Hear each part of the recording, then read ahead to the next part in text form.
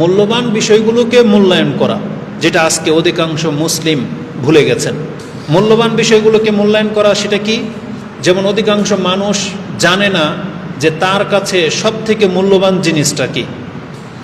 অধিকাংশ মুসলিমরা বলতে পারবে না। একজন ব্যক্তি মানুষের জীবনের সবচেয়ে মূল্যবান বিষয় হচ্ছে তার ঈমান, যেটা আল্লাহর পক্ষ থেকে সে পেয়েছে।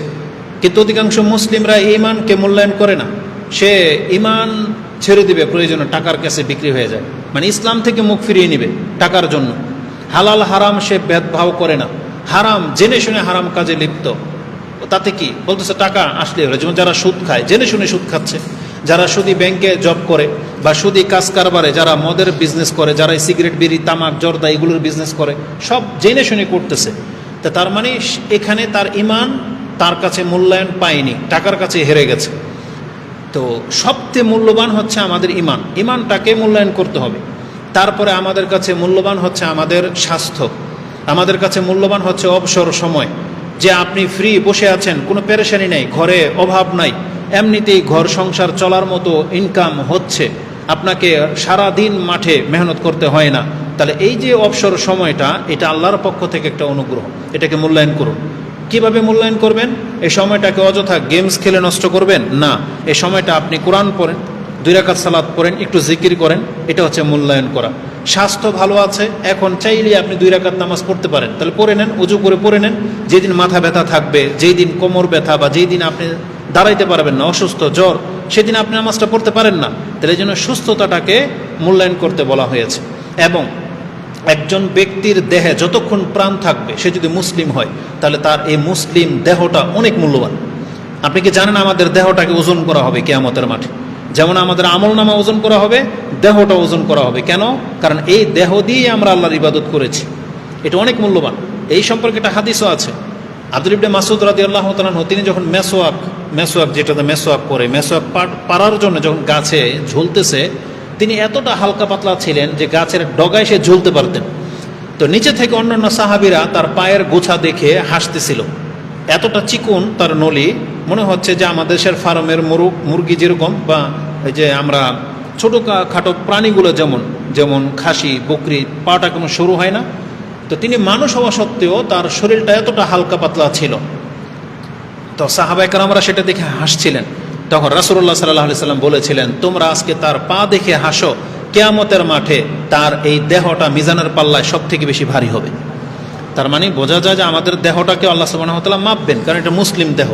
মুসলিম দেহের আলাদা একটা বৈশিষ্ট্য আছে।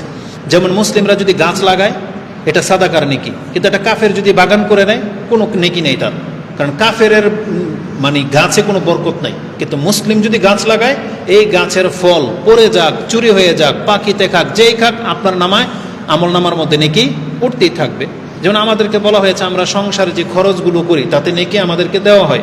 আপনি নিজের টাকায় নিজে যদি কিছু কিনে খান, এটাও সাদাকার নেকি, নিয়ত থাকতে হবে, তাহলে আপনি নেকি পাবেন। এটা হচ্ছে মুসলিমের বৈশিষ্ট্য। তো মূল্যবান জিনিসগুলোকে মূল্যায়ন করা। আমাদের কাছে মূল্যবান জিনিস হচ্ছে এই মসজিদ। আল্লাহর ঘরগুলোকে আল্লাহ সম্মানিত করে নাই? আল্লাহ বলেন এটা বাইতুল্লাহ, এটা আল্লাহর ঘর। তার মানে আমাদের কাছে পৃথিবীর সব জায়গা থেকে বেশি মূল্যবান হচ্ছে এই মসজিদগুলো, আল্লাহর ঘর। এই জন্য আমাদেরকে এটা পরিষ্কার রাখতে হবে, মূল্যায়ন করতে হবে। এটার সাথে বেয়াদবি করা যাবে না।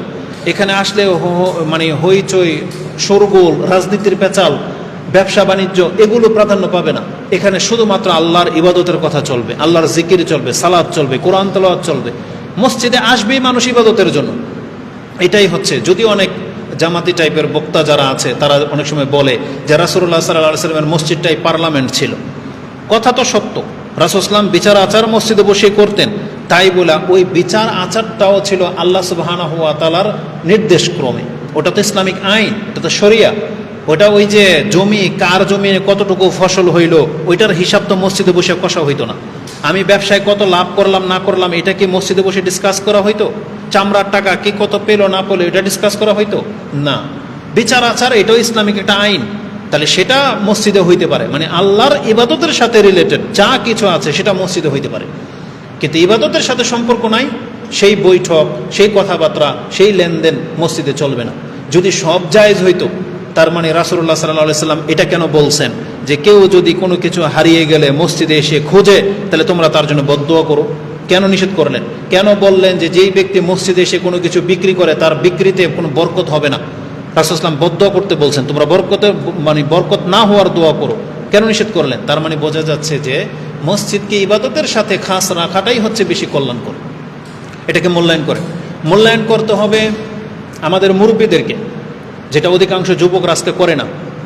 যাদের চুল দাড়ি সাদা হয়ে গেছে, এরকম কোনো মুরব্বী যদি আপনার সামনে পড়ে যায়, সে মূর্খ হইতে পারে, নিরক্ষর হইতে পারে, অভাবী হইতে পারে, কিন্তু তার সাথে আদবের সাথে কথা বলতে হবে, কারণ তিনি হচ্ছেন আমাদের বয়োজ্যেষ্ঠ। আর রাসূল কি বলেছেন? মান লাম ইউআক্কির কাবীরানা, যেই ব্যক্তি আমাদের বড়দেরকে শ্রদ্ধা করে না বা তার সম্মানকে খেয়াল রেখে কথা বলে না, ওয়ালাম ইয়ারহাম সাগীরানা, আর ছোটদেরকে স্নেহ বা মায়া করে না, ফালাইসা মিন্না, তারা আমাদের অন্তর্ভুক্ত না। খুব কঠিন কথা বলেছেন, কিন্তু আজকে আমরা যুবকরা মুরব্বীদেরকে সম্মান করতে শিখি নাই।